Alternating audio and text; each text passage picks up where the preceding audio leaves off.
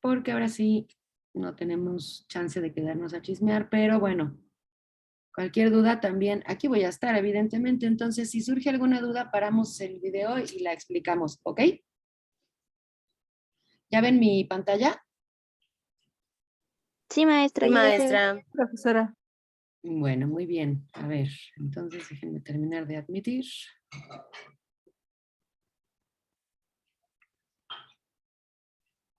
Ok, listo. Bueno, me dicen si se escucha bien. Probablemente como me voy a estar cambiando de pantallas, se va a empezar a trabar. En cuanto se trabe, me dicen y regreso a la pantalla para que vuelva a reaccionar, porque luego le da como hipo al internet, ¿ok?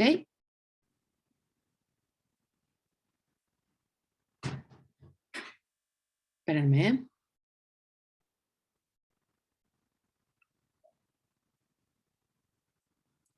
Claro, pues es que sí, obviamente. Órale, qué raro.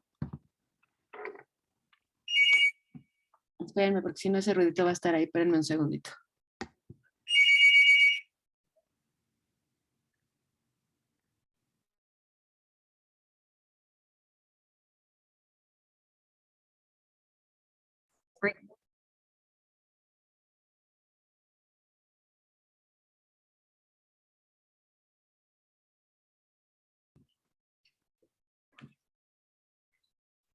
Listo, ok. Bueno, a ver, si me dicen si está suficiente el volumen, si le subo, le bajo. Muchas gracias. Vamos entonces a empezar. Voy a correr, a ver si puedo correrlo para acá. ¿Se escucha bien? Yo lo escucho un poco bajo, profesora. Bueno, vamos a hablar un poco acerca del... Ven que estoy acá acomodando, acá. Del eje gestáltico visomotor, que fue creado por Loretta Bender por el año, yo diría, 1900, es decir, al comienzo del siglo XX. En ese momento surge en Alemania la Gestalt Theory, o teoría de la forma, y tenía como representantes a Wertheimer. ¿Dónde se escucha mejor ahí? Eran todos de la escuela de maestra. Sí. Esta Gestalt Theory postula la relación que había entre el todo y las partes. Y muestra que soy Jimé, perdóname. ¿Cómo? Perdóname que te interrumpa. Soy Jimé, acá. perdóname que te interrumpa. No estás compartiendo pantalla, no sé si tu intención es compartir. ¿Dónde escuchan mejor? Ahí creo que se escucha mejor. A ver, Sí. espera un segundito Pero, entonces. maestra, no sé si solo soy yo, creo que a Ámbar también le sale una línea blanca en Que medio. todo Ya lo no demás me es sale el negro. video. Ah, sí. A mí A también. mí también. A mí igual. Sí, maestra, a mí también. A ver.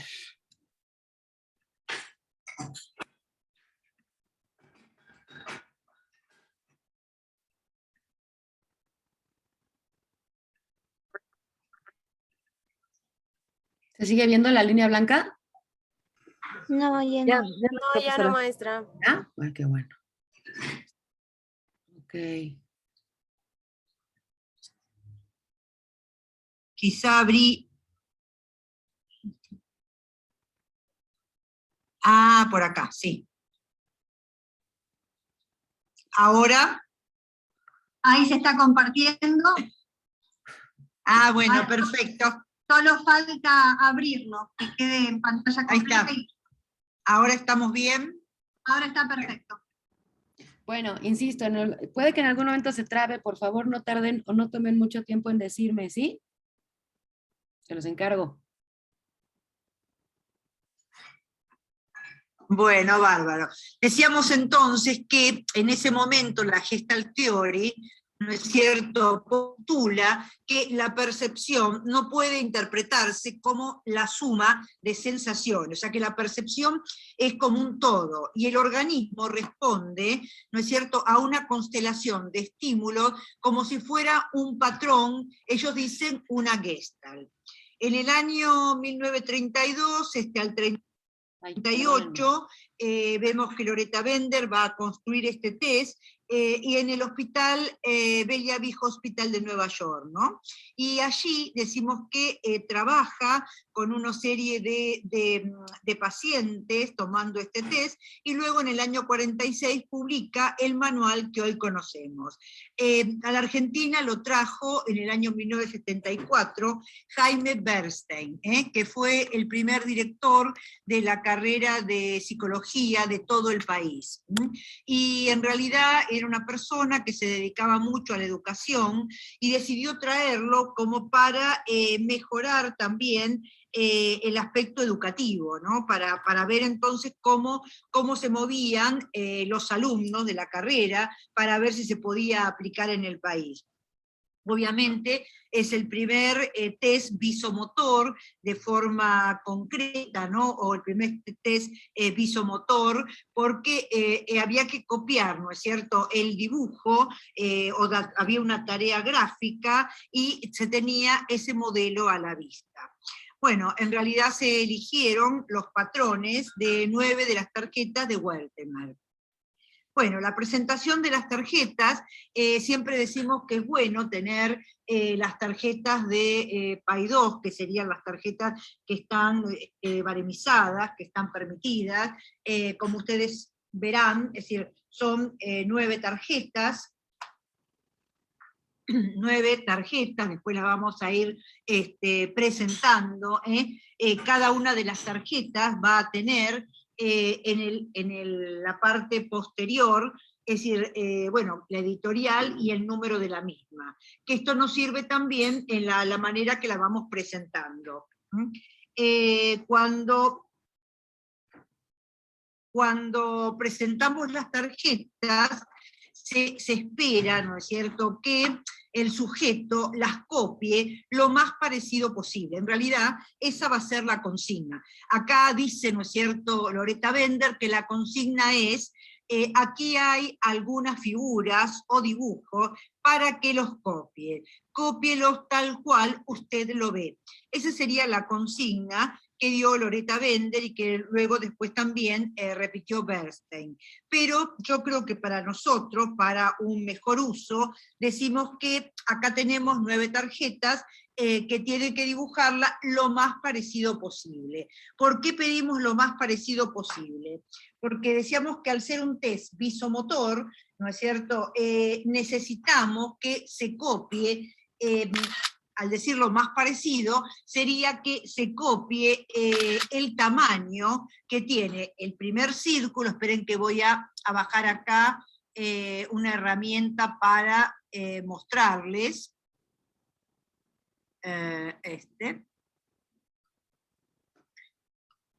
Un segundo. Se espera que se dibuje el círculo lo más parecido posible, y se dibuje, ¿no es cierto?, este rombo lo más parecido posible. Se espera que si estos son puntos, se dibujen puntos, y no redondeles, muescas, no sé, algo para salir rápido. Esto sí, son redondeles que van a tener cierto grado de inclinación. Acá también la figura 3 va a tener acá un ángulo de inclinación.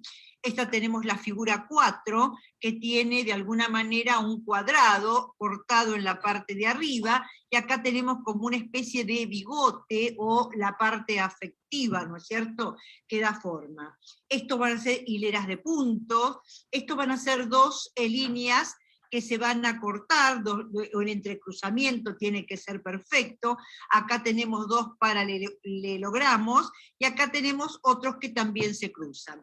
En realidad, uno puede decir que es muy fácil, ¿no? Pero hay que ver ese tipo de coordinación, porque ustedes saben que uno, ¿no es cierto?, copia aquello que realmente conoce. Lo que no se conoce no se puede copiar. ¿Por qué? Porque no se comprende. Un segundo.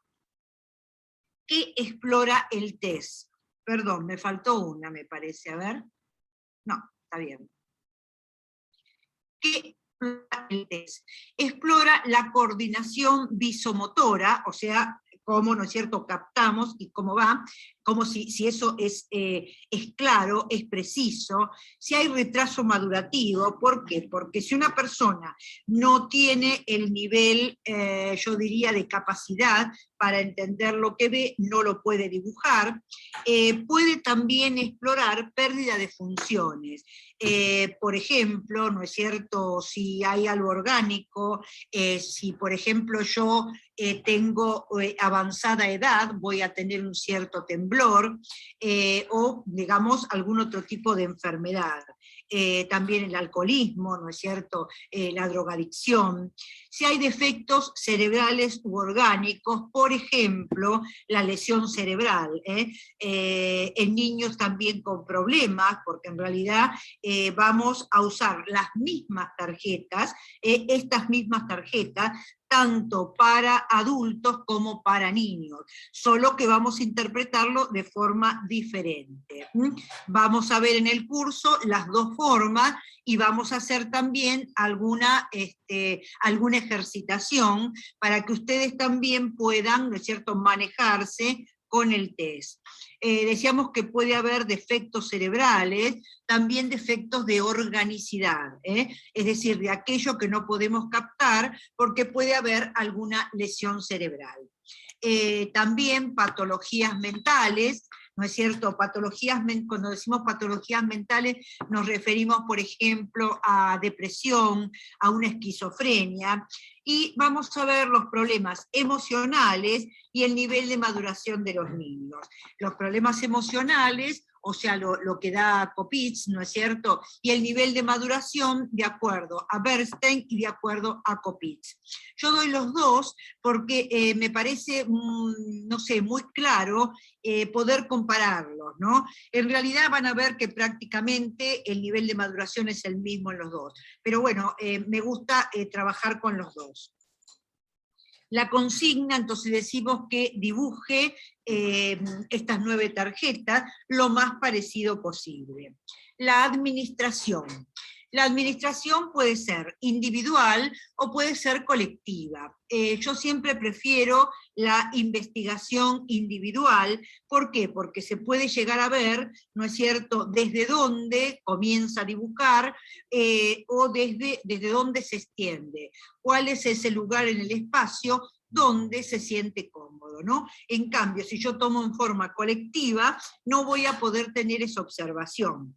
Otra cosa también, que es muy necesario, ¿no es cierto?, y es fundamental no tomar 2 tarjetas, 3 tarjetas, porque se nos acorta el tiempo. En realidad, el tiempo que lleva el test es mínimo, serán a lo sumo 20 minutos, de acuerdo con la reacción que tenga el sujeto, cómo se maneje, ¿no? Pero en realidad el tiempo es breve y lo que decimos que hay que esperar, ¿no es cierto?, ese tiempo que tiene cada uno.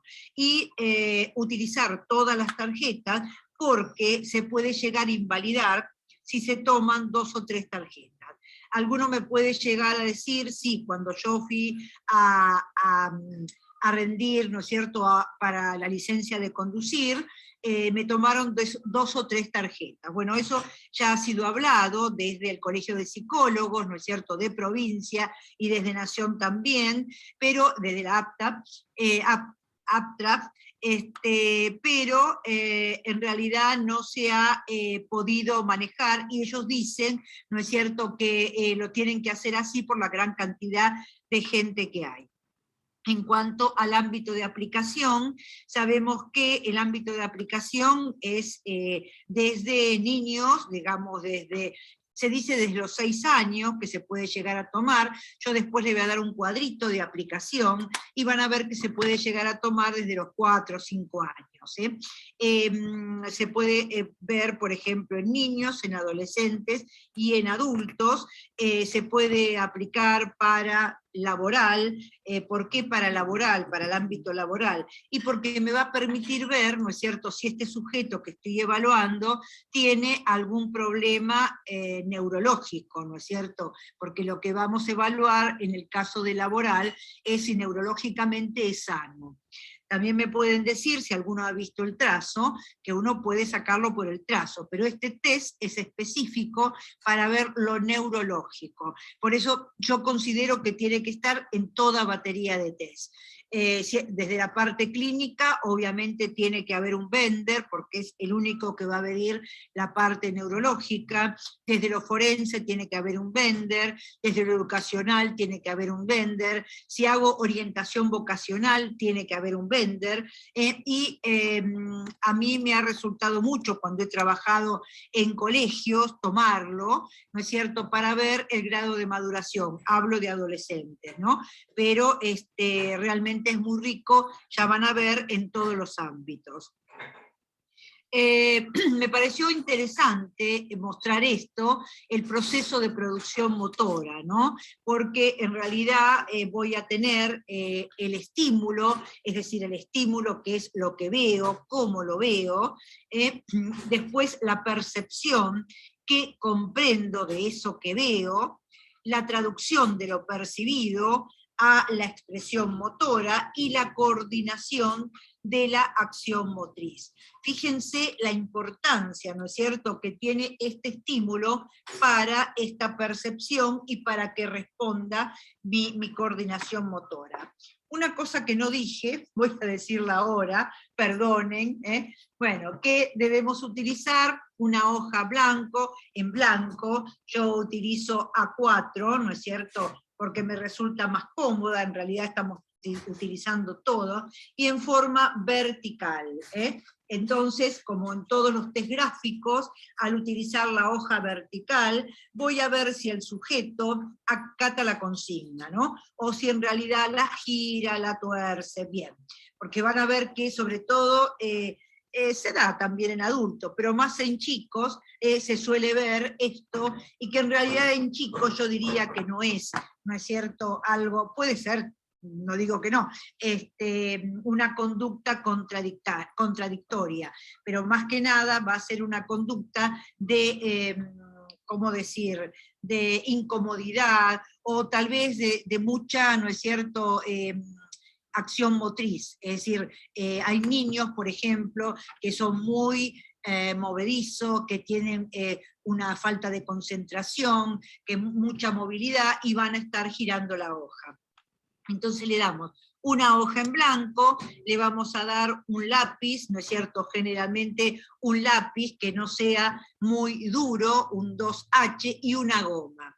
Yo siempre les digo que les trato de dar un lápiz y una goma porque me interesa ver la ansiedad del sujeto. ¿Por qué digo esto? Porque hay sujetos que ustedes van a ver que borran, ¿no es cierto?, que empiezan a dibujar e inmediatamente borran, y que en realidad no corrigen nada. Y está el otro que intenta ser preciso y que quiere realmente corregir la producción. Entonces vamos a ver ese tipo de sujetos, aquellos que quieren, ¿no es cierto?, mejorar, y aquellos que realmente despiertan mucha ansiedad. Por eso doy un lápiz y una goma. ¿Cómo van? ¿Cómo Está van? bien, profesora. Aquí estamos. Ok. Igual yo tendría un poco de consideración hoy por hoy, ya con esto que acaba de decir la doctora, en el sentido de, si a ustedes les dan una hoja vertical y ustedes deciden hacerlo de manera horizontal, bueno, sobre todo si lo ven con los niños o con gente muy joven, pues finalmente tendríamos que tener consideraciones, porque hoy, bueno, ¿cómo vienen las tabletas? ¿Cómo vienen? Horizontal. Horizontales.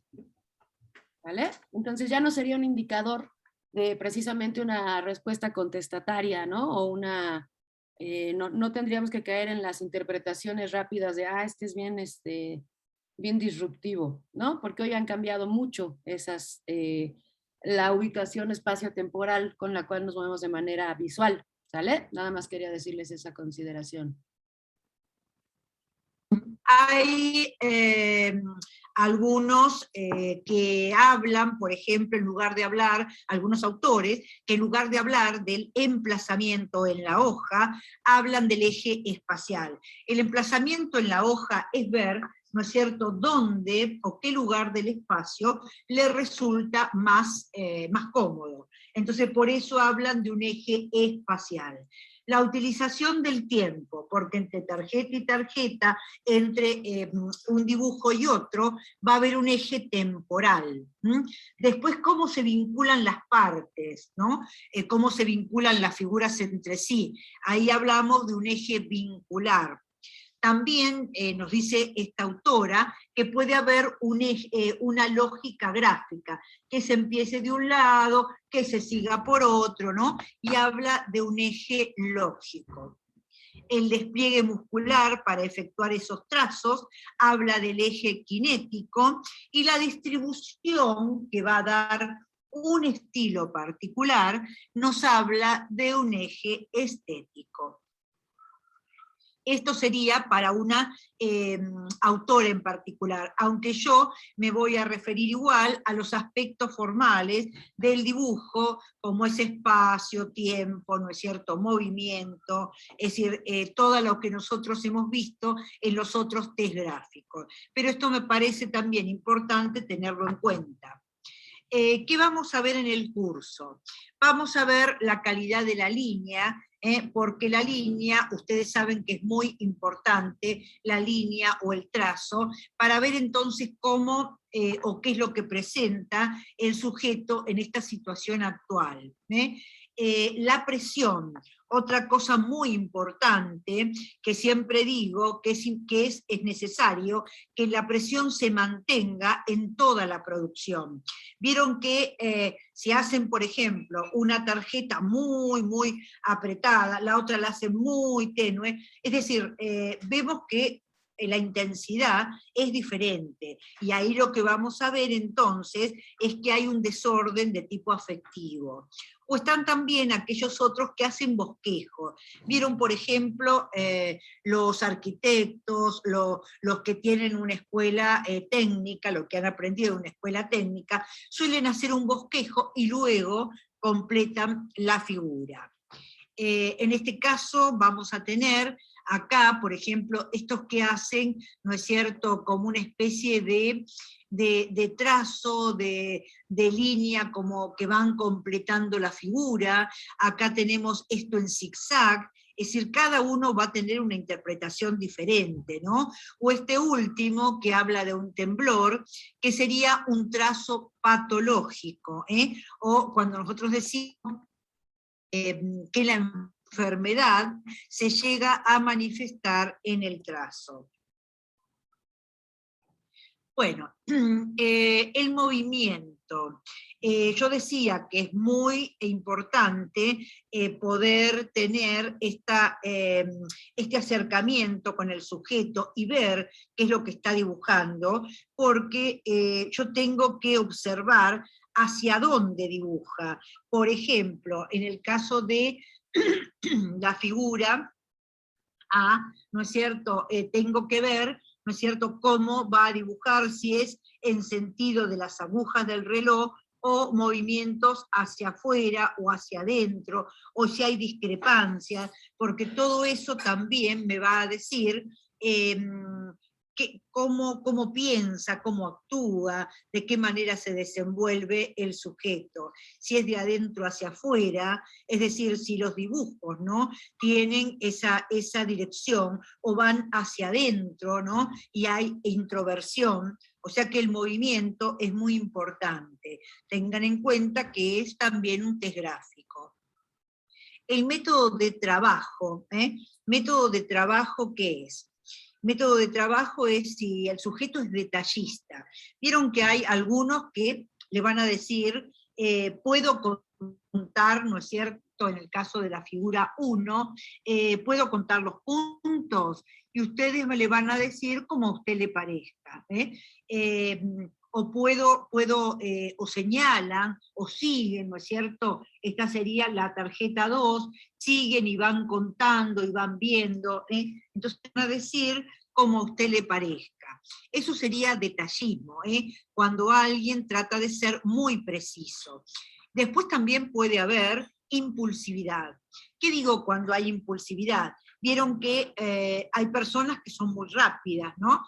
Pero lo que tengo que observar es si en realidad son rápidos porque lo hacen bien, o son rápidos para sacarse el tema de encima, ¿eh? Y eso lo vemos en todos los gráficos, incluso la figura humana, es decir, hay personas como que se sienten como perseguidas y quieren sacarse el material rápido, y hay mucha impulsividad. Pero en otros vemos que la impulsividad es rica, o sea, que son sujetos creativos, y tratan entonces de hacerlo rápido y bien.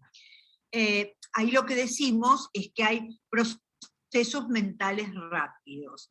Hay otros sujetos que en realidad son muy lentos, y lo que tratan de hacer es de tomarse su tiempo y dibujarlo lo más preciso posible, pero, ¿no es cierto?, lo tratan de hacer en forma lenta. ¿Y qué me cuentan cuando se encierra el dibujo? Es decir, vieron que se le da entonces la tarjeta A, ¿no es cierto?, la tarjeta A, a ver, acá, la tarjeta, y una vez que la dibujó, la encierra. Se le da la tarjeta 2 y la hace aquí. Se le da la tarjeta, 1, la 2, la 3, y sigue haciendo líneas separando cada tarjeta de la otra. En realidad, esto también es un mecanismo de defensa. ¿Se acuerdan del aislamiento? También uno tiene que empezar a aprender todos los mecanismos de defensa, porque después los tenemos que escribir en los informes.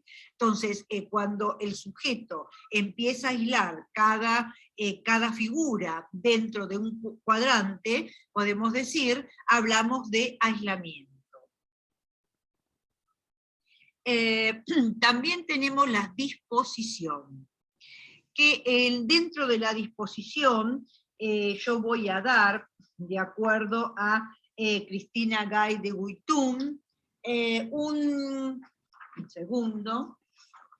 material, ¿no es cierto?, como una especie de cuadernillo, donde nos habla, ¿no es cierto?, de la secuencia, es decir, cómo va a ser la secuencia de los dibujos, si va a ser muy metódica, es decir, si el sujeto se toma mucho tiempo para organizar el trabajo, para darle un lugar, si es algo que está ordenado, ¿no?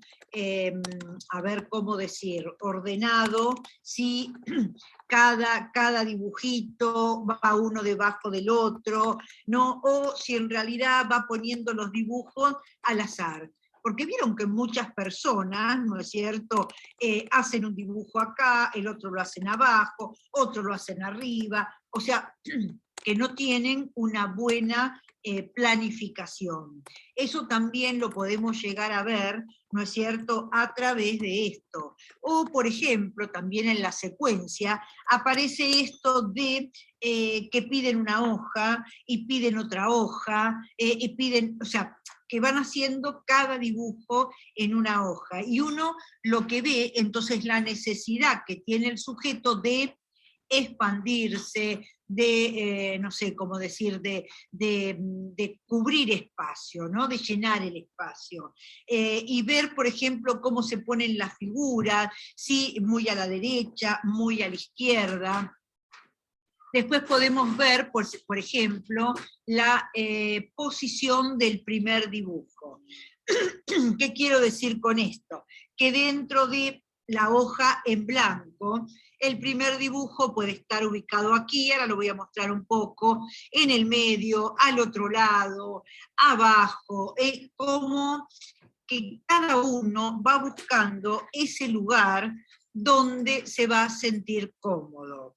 La posición también general de los dibujos el uso del espacio, que es muy importante, y también el uso de los márgenes, que eso también es muy importante. Yo no sé si ustedes se acuerdan de, yo lo he dado en Persona bajo la lluvia, la importancia que tiene, por ejemplo, el no tocar el margen superior, porque en realidad, ¿no es cierto?, cuando tocamos el margen superior es que no nos permitimos pensar, o por ejemplo, cuando se apoyan las figuras en el margen inferior, lo que decimos en este caso es que en realidad no, el sujeto cuando apoya en el margen inferior, es inmaduro el sujeto adulto. No así los niños, porque hasta los 12 años se espera que lo hagan, se apoyen, ¿no es cierto? Y también cuando utilizan el margen, o muy apoyado, ¿no es cierto?, en este sector, o muy en este, que también tiene su explicación. Cuando hablamos de la secuencia o sucesión, vamos a hablar, por ejemplo, cuando alguien utiliza, por ejemplo, en este caso, un dibujo abajo del otro. Y decimos que, fíjense que hasta necesita colocar el 1, el 2, el 3, el 4, el 5, ¿no es cierto?, 6, 7, 8 y 9. O sea, las 9 tarjetas, y necesita ponerle a cada uno un número, ¿no? Como para un propio ordenamiento interno. O sea, la necesidad de acomodar, la necesidad de cómo ordenar las cosas en el espacio, ¿no? Es como aquel que dice, bueno, necesito en este cajón poner tal cosa, necesito en el segundo cajón del armario poner tal otra, necesito, o sea, el que es muy metódico, ¿no? O, por ejemplo, necesito colgar en el placar, determinar acá todas las camisas, aquí todos los pantalones, lo muy metódico. Segundo que...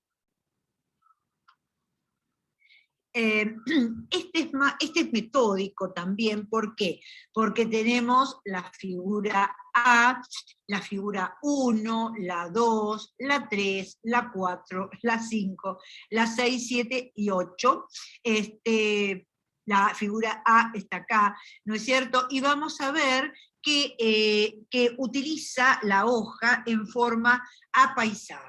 En este caso, como es un adulto, vamos a ver muchas cosas, ¿no? Porque en este caso, si bien hay un ordenamiento, vamos a ver que utilizó la hoja apaisada, como diciendo, yo también tengo mi propio, digamos, mi propio criterio, yo ordeno de determinada manera.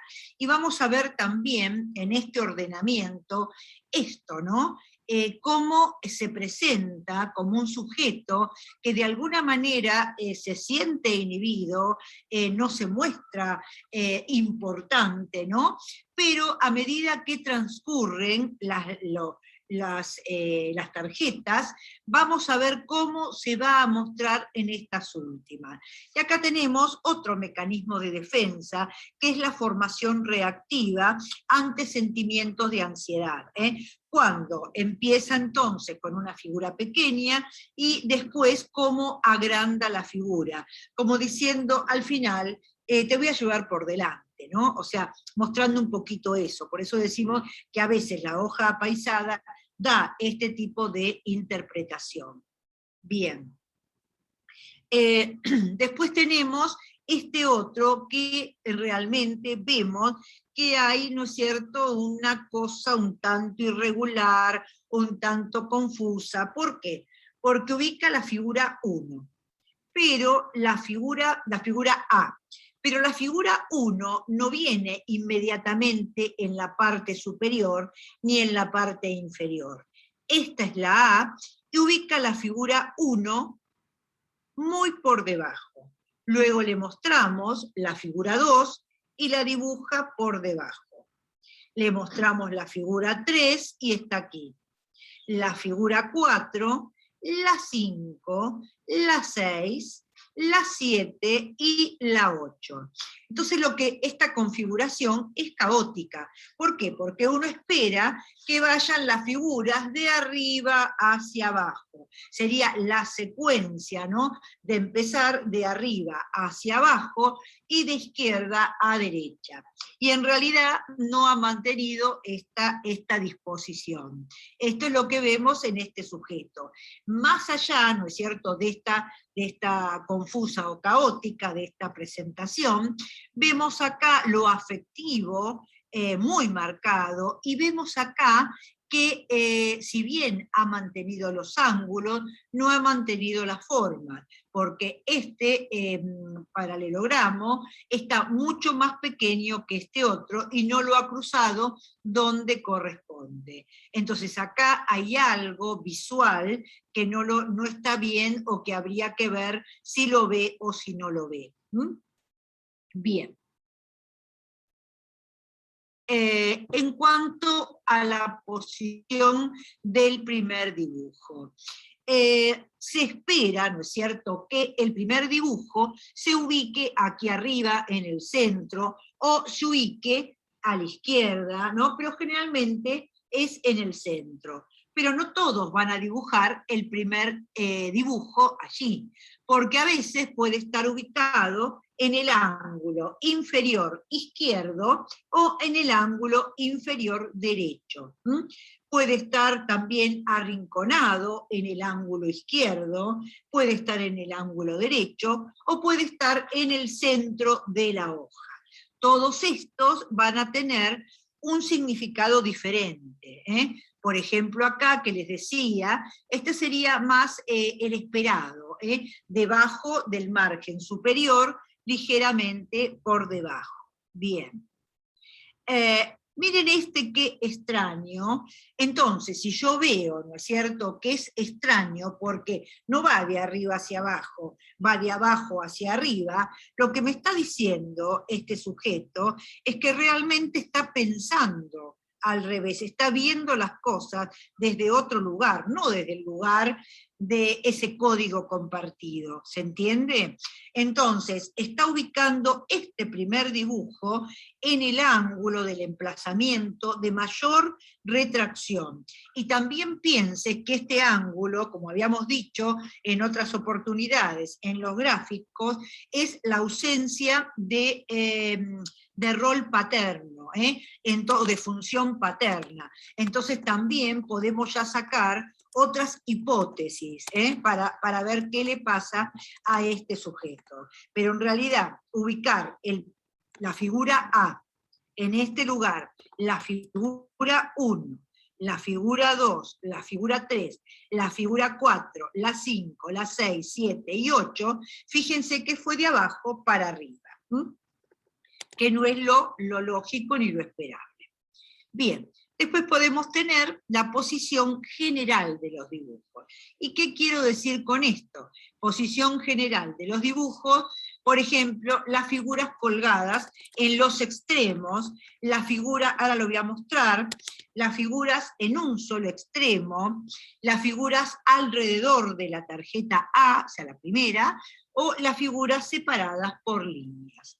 ¿Qué encontramos aquí? Por ejemplo, ¿no les llama la atención esto que queda aquí en el medio? ¿Cómo no hay continuidad? Hace la figura A, la 1, la 2, la 3, la 4. Y después así de una se fue y hace la 5, la 6, la 7, la 8. Fíjense que queda un espacio en la zona media, ¿no? Y este espacio habla de este temor, o sea, que de repente se acerca al otro y luego se inhibe y se retira. Hay algo que tiene que ver con estas relaciones interpersonales. O lo mismo acá, fíjense, hace la... Uy, perdón.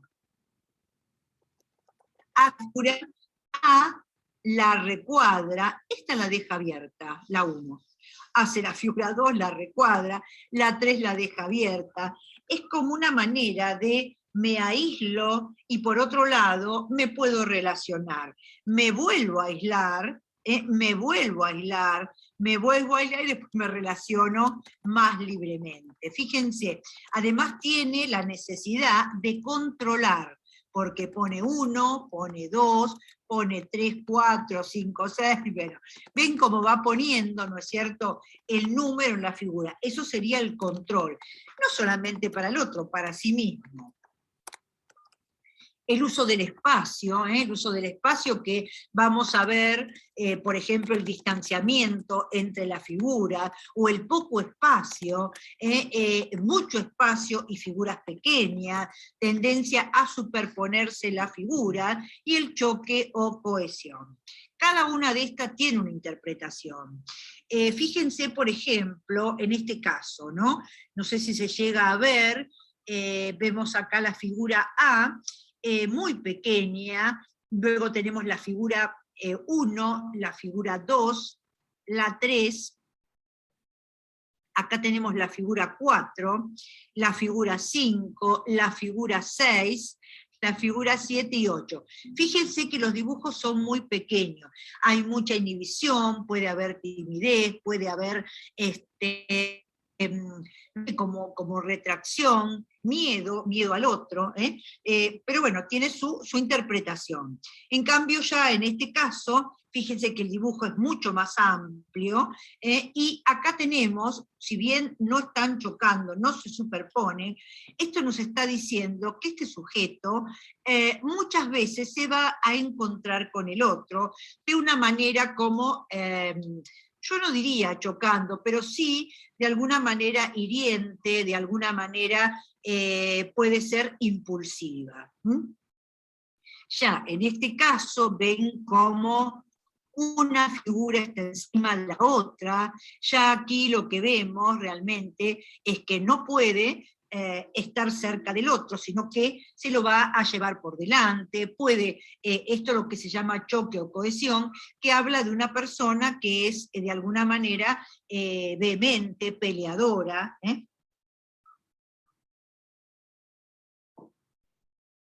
Bien. El uso de los márgenes, que les decía. Hay personas que necesitan pegarse a un margen. ¿Y qué nos está diciendo? Es una persona que realmente necesita sostenerse, pegarse a un margen, sobre todo de la madre, es como sostenerse, necesita seguridad, temores de separación, podemos indicar un montón de cosas, ¿no? O, por ejemplo, hacer un dibujo debajo del otro y tratar de hacer una línea, como separarlos, ¿no? Pero en realidad esa separación la está necesitando dentro, él tiene confundido su interior, por eso necesita hacer esta separación. Las alteraciones de tamaño. Vamos a ver que no es solamente la alteración de toda la figura. Muchas veces, dentro de la misma figura, fíjense que hace un dibujo más grande y uno más pequeño, como en este caso, que esto generalmente es señal de conflicto, alteración sexual.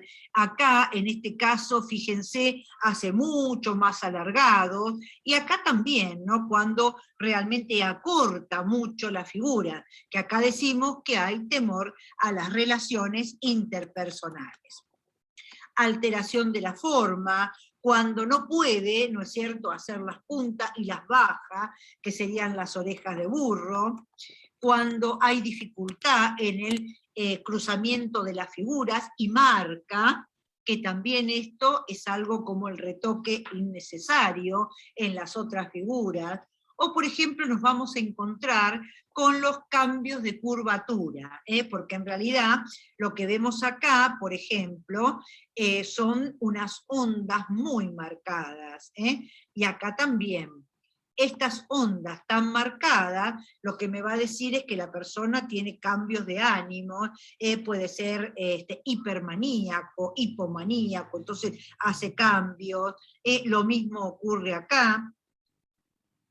En cambio acá son las curvas mucho más atenuadas y también acá aplastadas, no mantiene la curva.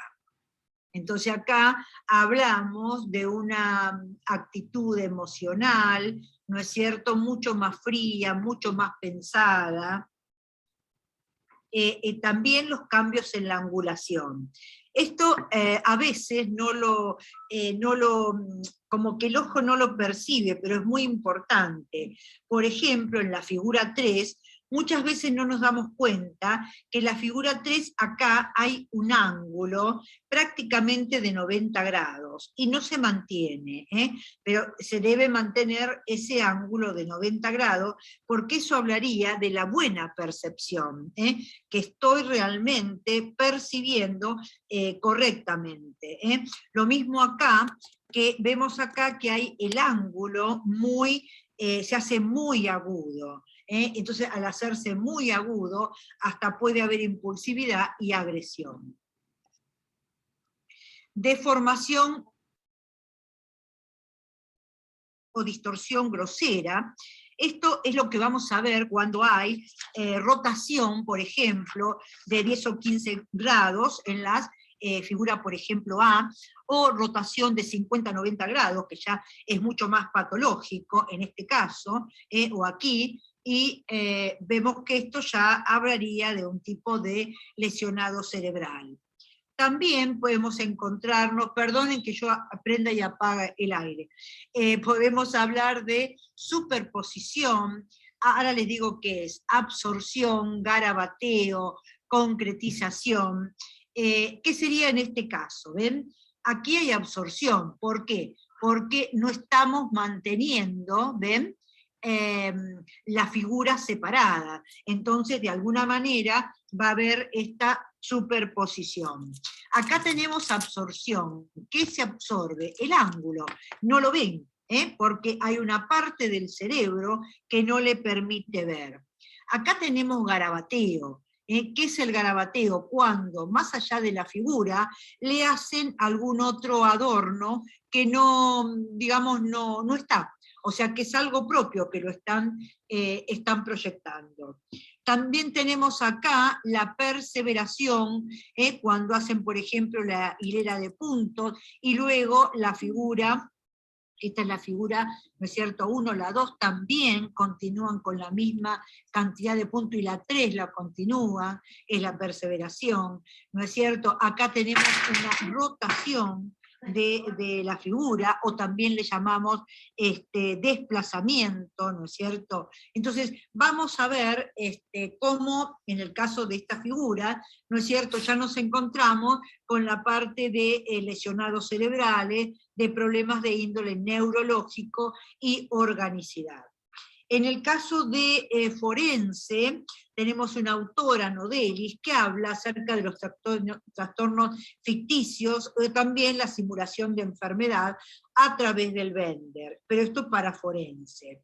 Y en el caso de los niños, vamos a hablar, ¿no es cierto?, de esto que Kopitz nos señala, cómo se pueden llegar a ver indicadores emocionales. Por ejemplo, estos indicadores emocionales en los niños, cuando nos encontramos con un orden confuso, es decir, cuando está la figura A, la 4, la D, es el orden confuso, las líneas onduladas en 1 y 2, que no se espera cuando se da esa ondulación, las rayas en lugar de los círculos en la figura 2, el aumento progresivo del tamaño en la figura, también se puede llegar a dar en adultos, pero en este caso vamos a ver, ¿no es cierto?, lo que indica Kopitz para los problemas emocionales en los niños.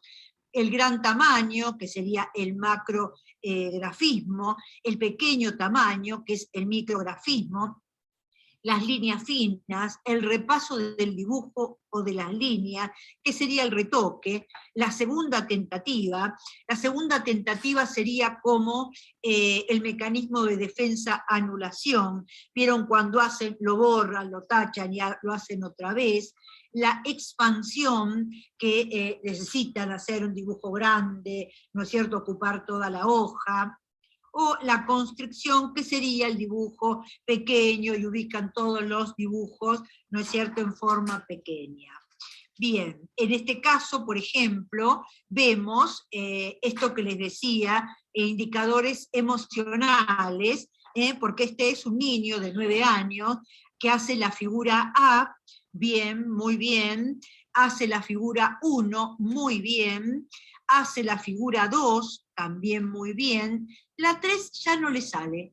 Fíjense, la realiza acá, la borra, la realiza acá, no le sale. Y estos son los problemas emocionales en los niños. Y luego gira la hoja y hace la 4 acá, y hace la 5 acá abajo, y hace la 6, y hace la 7 y la 8. La 8 tampoco, la figura 8 le sale, y estos son, según Copitz, indicadores emocionales. También vamos a ver, les voy a dar un cuadernillo, que es la escala madurativa de Bender, de acuerdo, ¿no es cierto?, lo que dice Loretta Bender, y vamos a ver también este cuadro de normas de maduración, que también se los voy a mandar, que es el que da Bernstein. Jaime Bernstein hace un cuadro de maduración donde podemos sacar la edad de maduración del niño, porque esto sería, lo que estamos viendo acá, es el Bender niño. O sea que vamos a darle, ¿no es cierto?, un espacio al Bender adultos, donde vamos a poder ver también cómo dibuja un alcohólico, cómo dibuja, por ejemplo, una persona que tiene un trastorno de personalidad, y también cómo dibuja, por ejemplo, un niño sano, un niño con problemas. O sea, en general vamos a abarcar las dos áreas. Y vamos a ver cómo el adolescente, o cómo en el adolescente podemos encontrar cosas aplicables del adulto, y también podemos encontrar problemas emocionales como encontramos en los niños. Bueno, creo que hasta acá medianamente hemos llegado, y bueno, y los voy a dejar con la intriga de esta Madonna que me gustó, que en una oportunidad me la mandó una paciente, cuando en aquellos años se mandaban postales. Es una Madonna de Michelangelo, y fíjense la postura de esta mamá. Esta postura de esta mamá no nos permite lograr una buena percepción. Y después lo vamos a hablar, si les parece. Pero les voy a dejar con la intriga. Bueno, hasta acá me parece es la exposición de hoy. Bueno, a ver. ¿Qué onda, grupo? ¿Cómo van?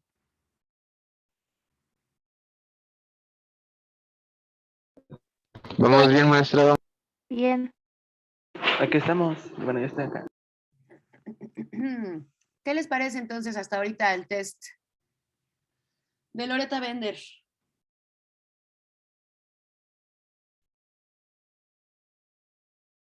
¿Qué les parece? A ver, ¿qué impresiones hay? Cuéntenme. A mí me da la buena impresión de que se va más allá de solo la interpretación que da el test Bender, porque a nosotros lo compartió la maestra Zulema, ¿no?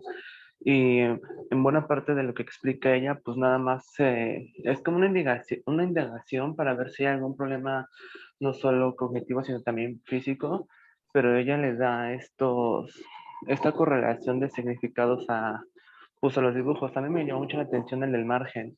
Esto de que necesita como que tiene la necesidad de cerrarse algo al niño, en especial a la madre.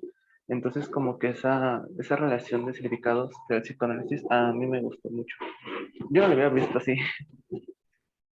Ok, interesante, bien, bien, bien, bien, Rick.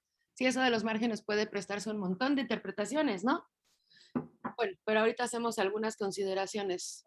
Ok, ¿qué más? Dice Aileen, tengo una duda. Andrea, que lo haya analizado mal, pues ¿a poco ya lo habían hecho? ¿Ya lo has aplicado con niños, Andrea? Y luego dice, bueno, que cuando yo lo hice todo mal, cuando tú lo hiciste de tú hacerlo, a ti te realizaron la prueba, Diana.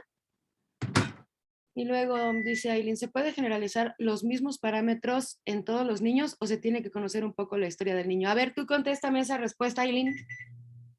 Digo, esa pregunta, ¿por qué te parece, cómo llegaste a esa duda, digamos, ¿no?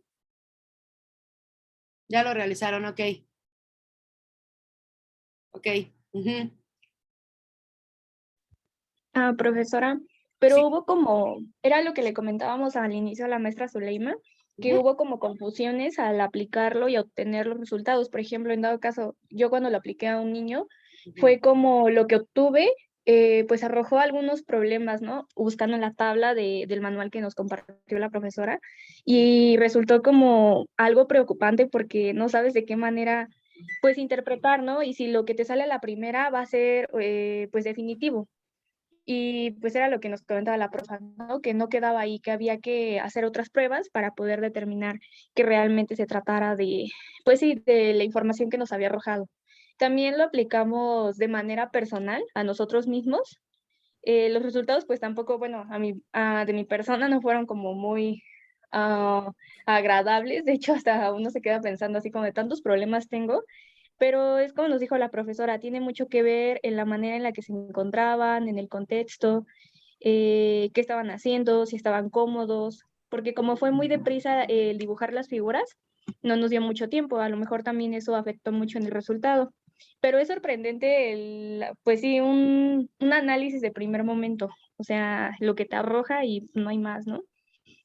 Entonces, pues era lo que estaba, bueno, escuchando el video y viendo cómo estaba explicando minuciosamente las figuras, la forma y todo esto, pues sí, logras entender un poquito más. A lo mejor no lo aplicamos mal, pero no lo analizamos como tal, que creo que fue lo que nos faltó. Ok, muy bien, Anel. Entonces tenemos que existen algunos fundamentos para estas interpretaciones. Esto nos resta sesgos, ¿no? En el análisis de esta evaluación clínica, que la finalidad es lograr algunos diagnósticos, ¿no? Muy bien, muy bien. Y sí, claro, como les dijo la maestra Azul, pues evidentemente si uno está en un contexto poco propicio para hasta para ¿cómo se dice?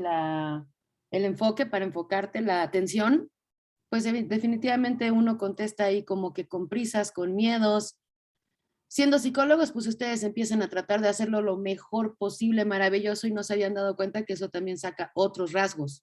Y ustedes creían que se iban a liberar de esos rasgos. No hay cómo liberarnos de nuestros rasgos, ¿cierto? Es o son lo que somos también. Ahora, regresando a la, Bender es con B de bueno, a ley, pero sí. Y luego, regresando a lo que dice Aileen, porque habla sobre los mecanismos de defensa en los niños y cómo se interpretan los espacios, los dibujos, etcétera, de acuerdo a esos mecanismos, claro. Pues también, como ya se los había advertido la maestra Zuleima, no podemos nada, y la doctora, ¿no? Por ahí hablan de esta batería de pruebas psicológicas. No podemos pensar que con una sola de las baterías vamos a conocer aquello que tanto habíamos dicho en las clases anteriores, que es el factor subjetivo, ¿sí? Por eso creo que ahora, después de 5 semestres, comienza a tener sentido que yo les insistiera tanto en ir conociendo qué era la subjetividad, porque al final del día eso es lo que construye, vayas para lo que vayas, laboral, educativa, clínica, organizacional, pues tienes que tener bien en claro ese factor, ¿cierto? A ese factor, como vamos a ver ahorita la siguiente media hora, los que se puedan quedar, vamos a añadirle todo lo que podríamos encontrar, por ejemplo, con la entrevista y las dimensiones que tiene para poder conocer más sobre el sujeto, correcto, en este caso el sujeto niños, ajá, que además, como vamos a ver, pues no solamente es hacer una entrevista directa con ellos, sino que tenemos muchos mecanismos para conocerlos a través del qué, del juego, ¿no? Bueno, entonces sí, no podemos sobredeterminar los resultados que nos arroje una sola de las pruebas. Ahora, esta prueba que en concreto está buscando las cuestiones visomotoras, sí nos va a decir cuestiones patológicas profundas, definitivamente. Sirve muchísimo para diagnosticar patologías tipo esquizofrenias, lesiones cerebrales, como ya lo decía por ahí la doctora, porque ahí sí, lejos de un pequeño rasgo de control o o de que seas un tipo disruptivo, una persona contestataria, pues esos son rasgos neuróticos, pero cuando encontramos los rasgos psicóticos a través del dibujo, pues entonces sí también podemos hacerlo una gran herramienta para para generar nuestras evaluaciones y por ende nuestros diagnósticos y por ende nuestros tipos de tratamiento. ¿Cierto? Valeria, te escucho. Ay, no, maestra, nada más iba a decir que, bueno, yo recuerdo también que nos había dicho la maestra que era importante conocer la historia o la entrevista previa y no solo quedarnos con lo que arrojaba la prueba que habíamos hecho. O sea, que es importante una entrevista y así poder como complementar tanto el test como la entrevista. Correcto. Pues sí, es que ese es un procedimiento mucho más integral. Hablábamos de que existen, muy al inicio de este semestre, hablábamos de que existen varios modelos, ¿cierto? Modelos con los cuales podemos, y por eso hicimos todo el repaso, de los cuales podemos partir para encontrar ciertas especificidades en el desarrollo conforme los van postulando los diversos paradigmas o las corrientes psicológicas.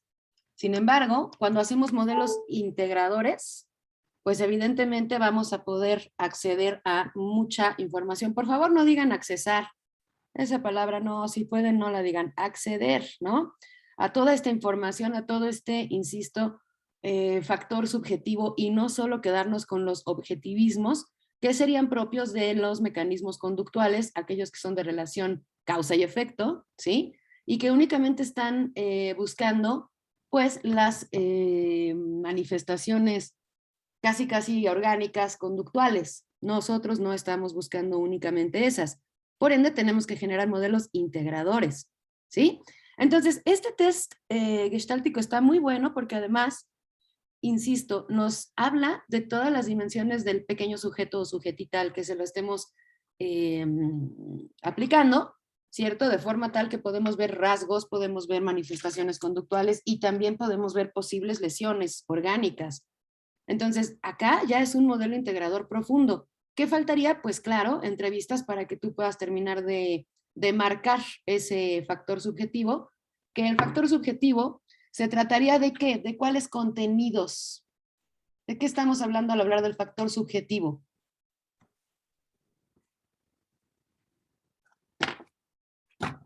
De lo inconsciente. Daniel, pues por supuesto que iba a decir lo inconsciente porque él ya de manera manifiesta siempre tiende a hacer psicoanálisis en estos modelos integradores. ¿Cómo más podrías llamarle, Daniel? Muy bien. ¿Qué más, aparte de inconsciente? ¿Qué otra cuestión demarcaría o denostaría lo subjetivo? La percepción, la cognición, la historia de vida, vida anímica. Es que hay varios. Exacto. Y a ver, por ejemplo, otros así como en términos un poquito más coloquiales. O sea, como ¿Qué es la subjetividad? la Podría ser como subjetividad la es la forma en la que, bueno, primero, No, continúa. bueno, a grandes rasgos la subjetividad es cómo entiendes al mundo, para no irme más allá. Cómo entiendes y te vas a relacionar con el mundo. Está buena la aproximación, pero no es como entiendes al mundo, porque ahí entonces nada más hablaríamos del nivel cognitivo y también del nivel conciencia y también del nivel conducta, ¿no? Más bien es... Bueno, perdón, ¿cómo interpretas?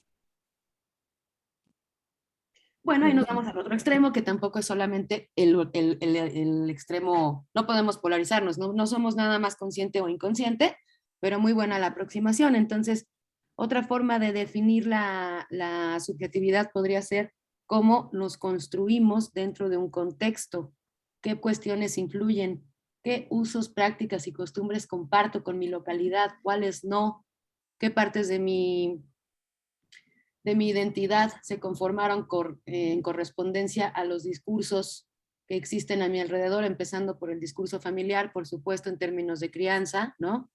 Y después cómo me añadí o me adherí a través del lenguaje a otro tipo de discursos institucionales, es decir, educativos, sociales, que también influyeron en la conformación de mi propia identidad. Entonces, identidad y subjetividad son hermanitas, no son idénticas, ni refieren a lo mismo de manera académica, pero siempre estarán de la mano. Entonces, para conocer la identidad de nuestros chamaquillos y chamaquillas, pues no nada más podemos aplicar pruebas psicométricas, ¿cierto? Para lo siguiente, bueno, ahorita vamos a empezar el análisis ya de de cómo se hace la entrevista. Las personas que trabajan como máquinas. Ujú. Entonces, a mí no me gustaba como esa idea, no me gusta como esa idea de que nos vean como máquinas, porque al final de cuentas no somos máquinas. Y es por eso, ¿no? Que mi motivación es el cambiar esa parte, ¿no? O sea, que nos vean como lo que somos, humanos, que tenemos sentimientos, tenemos, pues vamos, o sea, no nuestra vida tiene que estar dedicada 100% al trabajo. Sé que algunas personas se desviven por su trabajo. Entonces, y hasta donde yo sé, luego cuando las personas están motivadas, les gusta su trabajo, son felices en su trabajo, pueden rendir más, pero el chiste es ese, ¿no? O sea, que haya un equilibrio en el que las personas se sientan felices y todos los días que vayan al trabajo vayan con esa motivación y que la empresa en donde laboren, pues también las apoye, ¿no? O sea, luego se te muere un familiar y ya es así como de, ay, puras excusas para faltar, y es así como de, güey, perdón por la palabra, ¿no? Pero así como de, hay puros pretextos, ¿no? Para faltar, y no importa que sea tu tía o lo que sea, igual se te va a descontar el día, ¿no? Entonces, así que tú sabes si quieres faltar o no quieres faltar. Entonces, creo que esa parte es como la menos bonita de laborar. Y no sé, o sea, es lo que a mí me motiva para entrar a esa área. O sea, para ver ese lado humano, para que empiecen a ver ese lado humano de sus colaboradores. Muy bien. Pues yo digo que entonces Alma para presidente. Muy Jalo, bien, no Alma, es cierto. bien. Muy bien, y aparte muy bien expuesta tu hilo de ideas, muy bien expuesto, ¿no? Este hilo de ideas, porque pues acá estás hablando entonces de encontrar aquellas motivaciones intrínsecas, favorecer aquellas que son las extrínsecas. Por ejemplo, de manera intrínseca podemos lograr que nuestros colaboradores, pues que nosotros estamos trabajando para el bienestar de nuestros colaboradores cuando estamos en RH. Bueno, evidentemente entonces tenemos que tener muy en cuenta esas motivaciones, primero que nada. Y acá nos regresamos al humanismo, ¿no? Con Maslow, Rogers, pero sobre todo Maslow. Y nos vamos a la cuestión de qué sería una motivación intrínseca. ¿Alguien sabe cómo podríamos para RH aplicar una motivación intrínseca?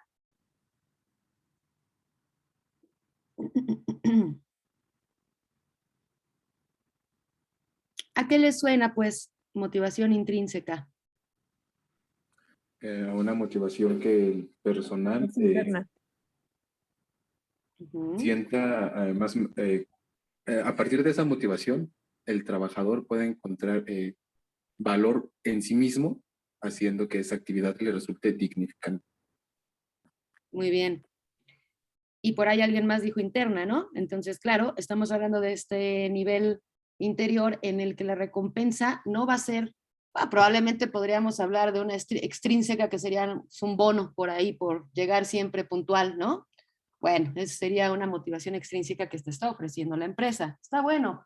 Pero, por ejemplo, cuando eres reconocido en tus labores, y eso va aunado a una motivación extrínseca, es decir, la motivación intrínseca es el reconocimiento que te están haciendo ya sea tus iguales o las figuras de autoridad de esa empresa a la que inevitablemente tú perteneces, ¿no? Porque si decides ponerte ya la camiseta, pues según esto es para que te la pongas de por vida, ¿no? Ahí hay que tener mucho cuidado también si uno va a trabajar a nivel empresarial o a nivel privado o a nivel público, porque también en las instituciones o empresas lo fundamental, que es lo que nos refería Salma, pues es el factor humano, ¿cierto? El factor humano. Entonces, ustedes si van para RH definitivamente van a tener que trabajar con aquello que de manera íntima y personal motive desde lo intrínseco y lo extrínseco a sus colaboradores, ¿no? Y en ese sentido, pues evidentemente tendremos que hacer sondeos, que al hablar de sondeos estamos haciendo evaluación clínica, no diagnóstica, pero sí evaluación clínica psicológica. ¿Para qué? Para saber desde dónde necesitamos fomentar estas motivaciones intrínsecas, facilitarlas, promoverlas, y con cuáles de las extrínsecas podemos entonces todavía hacer mucho más duradera o mucho más integradora esta motivación intrínseca. ¿Sí? Bueno, ok, entonces, ¿alguien más de laboral que nos quiera contar por qué va para laboral? ¿No? Bueno, ok.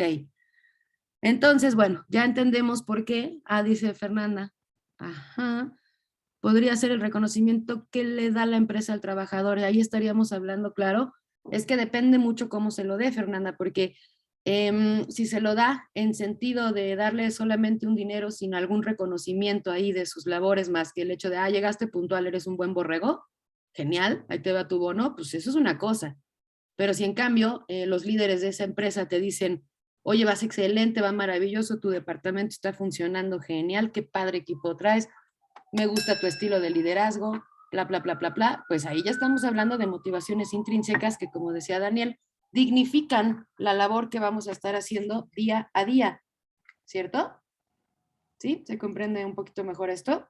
Y para ello es necesario, insisto, que tengamos bien claras que estas pruebas esta serie de batería de pruebas psicológicas nos ayudan a sondear aquellas necesidades también que vamos a tener que cubrir dentro de la empresa a la que les digo inevitablemente nosotros ya también vamos a pertenecer. ¿Por qué digo inevitablemente? Porque uno quisiera a veces, como decía Salma, cambiar al mundo y que estos factores donde nada más nos ven como números cambiaran de la noche a la mañana. Te pediría yo entonces, mi querida Salmix, que consideres si quieres verdaderamente irte a laboral o si estás haciendo ya psicología social. Pero bueno, esa es una reflexión que te dejo a ti personal, ¿no? Perdón, maestra. De hecho, sí, o sea, sí he pensado que o sea, que el laboral y social como que, o como yo lo he visto, como que van de la mano. Y hasta, o sea, ya algo muy personal, ¿no? Para lo que dice,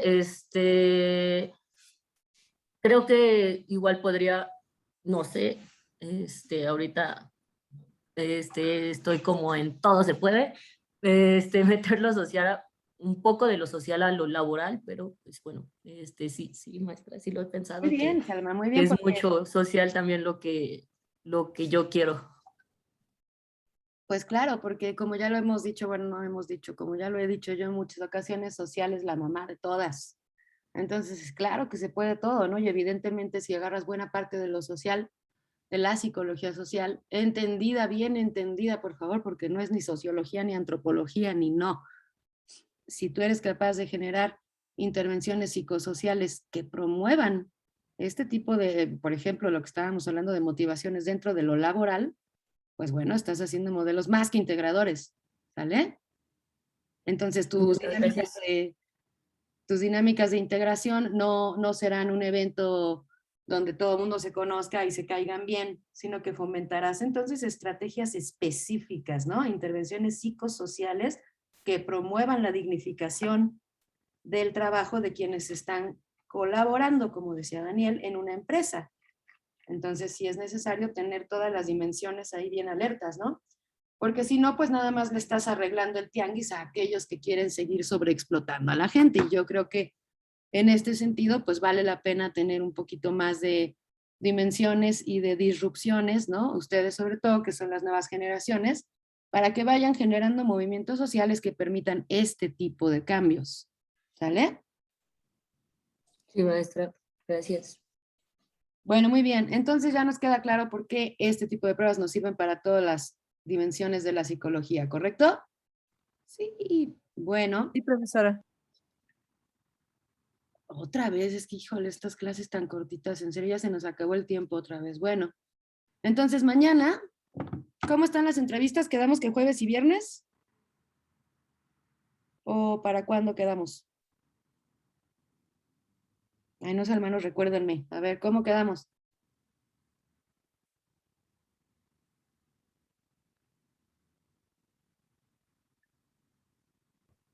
Según yo recuerdo, la entrega de las preguntas era para el 7, si no mal recuerdo.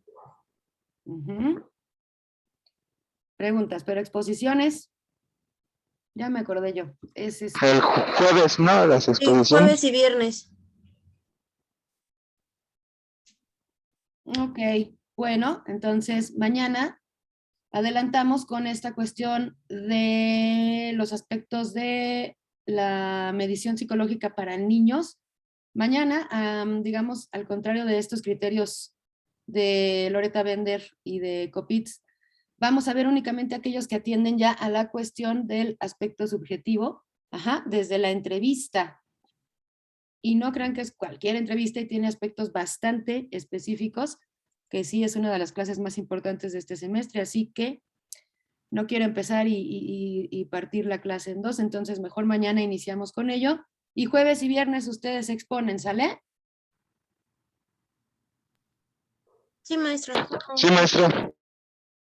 Bueno, muy bien. Ok, pues que descansen, que tengan muy linda tarde. Profesora, ¿podemos hablar con usted, por favor? Pero por supuesto que sí, nada más vamos a permitir que salgan todos los demás. Les quiero, bonita tarde. Voy a ponerme a Gracias, igualmente. calificar todos sus trabajos. Gracias, A ver profesora. qué tal van, ¿vale? Gracias, profesora. Hasta Gracias. luego. Cuídense. Adiós.